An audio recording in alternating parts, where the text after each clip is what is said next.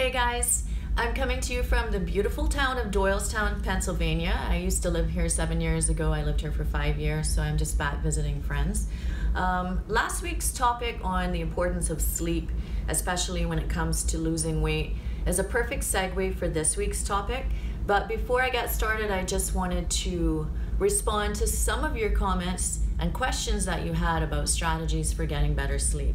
So I'm just going to share some of the strategies that I use and some of the observations I have about the times where maybe I wasn't able to sleep well. So the first one is reading. So reading really relaxes me, calms my brain down. It definitely, I know that I have better sleep when I read as opposed to when I watch something on my computer, which I still do sometimes.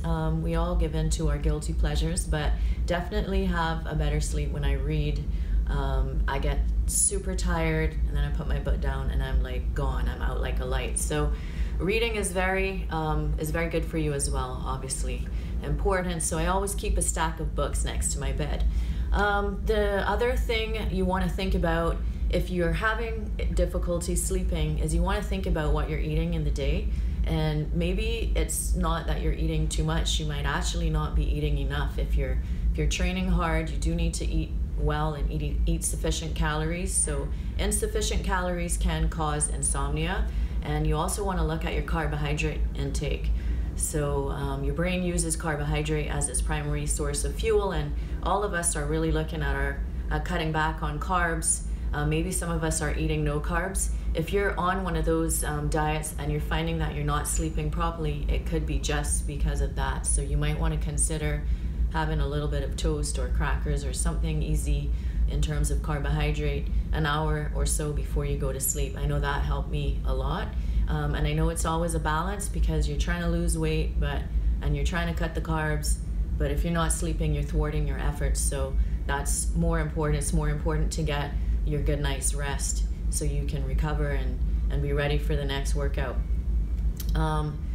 This one's gonna seem very, very obvious, watching your liquid intake. So if you're drinking a lot of water before bedtime, we all know what's gonna happen. And obviously caffeine, you wanna watch your caffeine intake for the latter half of the day because caffeine is a stimulant and a diuretic. And you also want to think about alcohol intake. Now, alcohol affects everybody differently. Some people find that drinking will relax them and they'll have maybe a better sleep. I'm not sure that's entirely true. I don't think you're going to sleep as well if you're drinking alcohol, but maybe 1 or 2 glasses of wine, that might help you. But anything more than that, I think most people will find that it's a sleep disruptor. So alcohol is full of sugar. You're going to have a sugar high, then you're going to have a crash, and maybe you're going to wake up at some point during the night, and it's going to be hard to get back to sleep. But you can pay attention to that and see how alcohol affects your own sleeping pattern. I talked a little bit about a comfortable environment, making sure that it's cool and dark, and maybe a fan. That I like the noise of the fan and I like the feeling of the air circulating on me, so I find that a fan really helps. Also making sure your pillows are comfortable and your mattress is comfortable, really worth the investment because sleep is so important.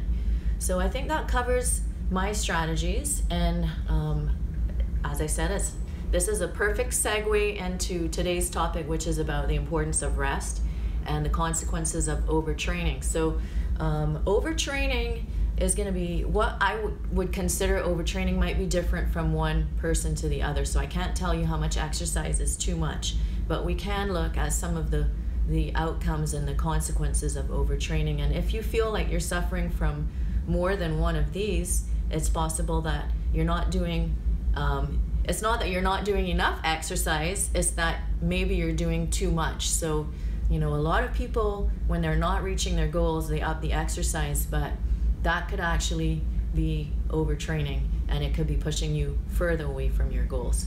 So rest is super important. It's the only way that your muscles, your bones, your nerves, and your connective tissues can get stronger. So it's important to build rest days in. Anyway, let's talk about some of the symptoms of overtraining, and you can decide whether you think that you are doing too much. The first one is being chronically sore. So waking up every day feeling super sore, that's not going to be a great situation when you go to work out. being really tired all the time, complaining about no energy, fatigue, that's one as well. Getting sick more often, so your immune system suffers because it has to work overtime to deal with the inflammation that overtraining, overuse creates.